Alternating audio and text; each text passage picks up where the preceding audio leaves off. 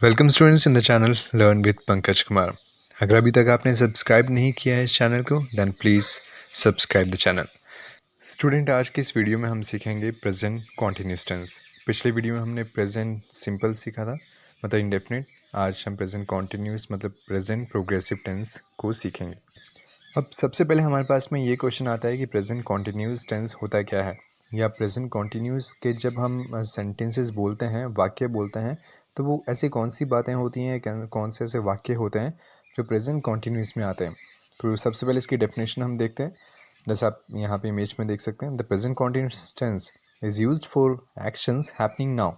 मतलब कि जो अब हो रहे हैं, जो जितनी भी क्रियाएँ अभी हो रही हैं, ये चीज़ें अभी हो रही हैं, ठीक है, उनके बारे में हम जब भी बोलते हैं तो प्रेजेंट कॉन्टिन्यूस में बोलते हैं। और for an action that is unfinished, या ऐसा कोई एक्शन जो ख़त्म नहीं हुआ है, मतलब अभी वो हो रहा है। Okay, this tense is also used when the action is temporary. और ये टेंस जब भी यूज़ किया जाता है जब एक्शन टेम्परेरी हो, और वो सारे एक्शंस टेम्परेरी ही होते हैं जो कि अभी हो रहे हैं, क्योंकि कुछ देर बाद तो उन्होंने ख़त्म हो जाना है, मतलब फिनिश हो जाना है। ठीक है, तो ऐसे कोई भी चीज़ जब या बात हम जब कहते हैं, जब हम किसी के होने के बारे में बात कर रहे हैं, कि लाइक यहाँ पे सेंटेंस आप देख सकते हैं, वो रो रही है। ठीक है, कोई लड़की है वो रो रही है, मतलब अभी सामने हमारे सामने है, ठीक है, प्रेजेंट है। तो उसके लिए यहाँ पे लिखा है शी इज़ क्राइंग। वो अपने दोस्तों से बात कर रहा है। He is talking to his friends. बच्चा सो रहा है। The baby is sleeping. हम दोपहर में संग्रहालय का दौरा कर रहे हैं। ठीक है, तो we are visiting the museum in the afternoon. तो इन सेंटेंसेस को हम कैसे पहचानेंगे? सबसे पहले अपनी जो मदर लैंग्वेज है हिंदी में जब हम कोई सेंटेंस बोलेंगे तो हमें कैसे पता चलेगा कि ये प्रेजेंट कॉन्टिन्यूस का है। तो ऊपर आप ग्रीन जो यहाँ पे लाइन है वहाँ पे आप देख सकते हैं, रहा है, रही है, रहे है, या रहा हूँ या रही हूँ। इस तरह से ये सेंटेंस जो है फिनिश होंगे, और इस तरह से हमें आसानी से पता चल जाता है कि कौन सा टेंस प्रेजेंट कॉन्टिन्यूस में है और कौन सा नहीं।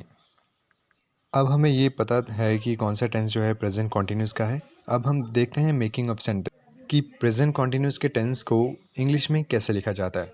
ओके, तो मैंने आपको पहले वीडियोस में बता चुका हूँ कि किसी भी सेंटेंस को बोलने के लिए जो हमारे सब्जेक्ट होते हैं, ये प्रोनाउन जो हमारे होते हैं, I, we, you, they, he, she it, यहाँ हम किसी का नाम लेके किसी चीज़ को बोल सकते हैं।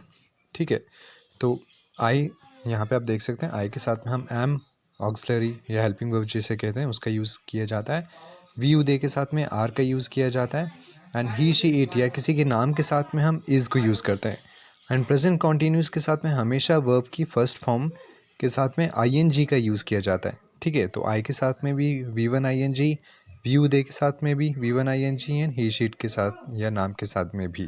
प्लस अगर कोई ऑब्जेक्ट हमको पता है सेंटेंस में दिया हुआ है, जिस किसी के बारे में बात कर रहे हैं हम, ठीक है, वो जो काम कर रहा है उस काम के बारे में बताया गया है कि क्या काम कर रहा है, तो उसे ऑब्जेक्ट कहा जाएगा। हो सकता है ऑब्जेक्ट हो या हो सकता है ऑब्जेक्ट ना हो।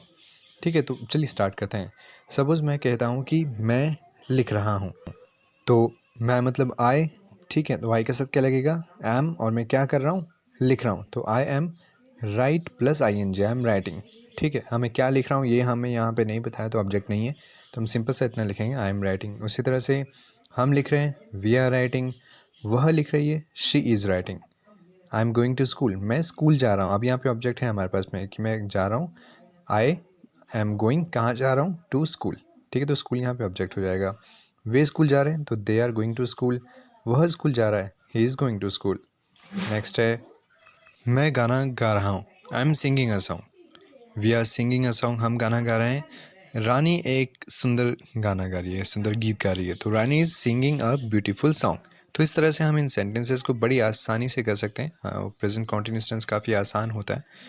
चलिए अब देखते हैं कि साधारण जो वाक्य हम इसमें बोलते हैं, ठीक है, वो यहाँ पे कुछ एग्जांपल्स दिए हुए हैं।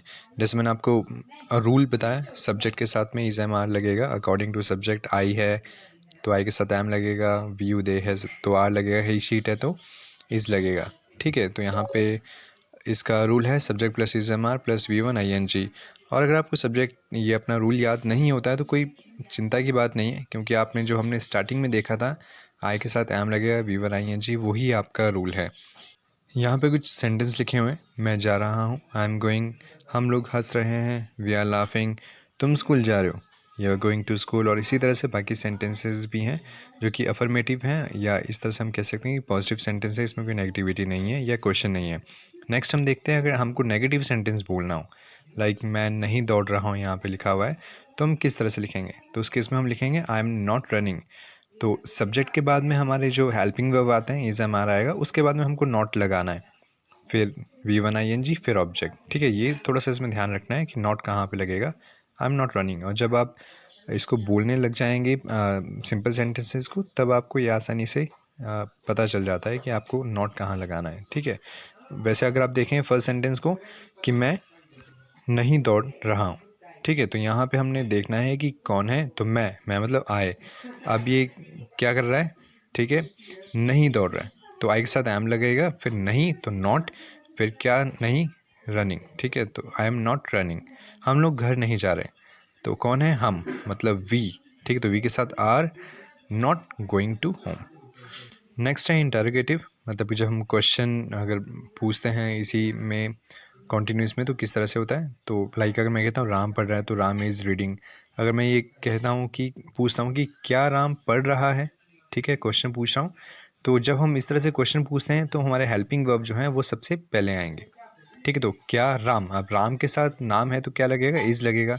तो इज़ को मैं पहले लिखूँगा, इज़ राम क्या करने के लिए बोल रहे हैं? ये पूछ रहे हैं पढ़ने के लिए, तो इज़ राम रीडिंग। क्या मैं हंस रहा हूँ? तो मैं के साथ आई लगता है, मतलब आई के साथ हमारा एम लगता है, तो एम से स्टार्ट करेंगे, एम आई लाफिंग। और इसी तरह से हम बाकी जो यहाँ पे सेंटेंसेस लिखे हैं इनको आसानी से जो है इंट्रोगेटिव जो है बना सकते हैं। मतलब क्वेश्चन जैसे पूछता है कोई, तो हम आसानी से हमें पता चल जाता है कि किस तरह से हम इसको लिखना है। ओके, तो ये हमारा हो गया interrogative.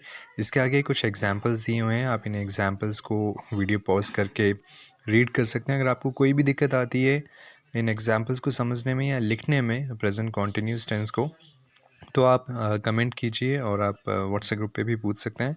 And thanks for watching and please subscribe.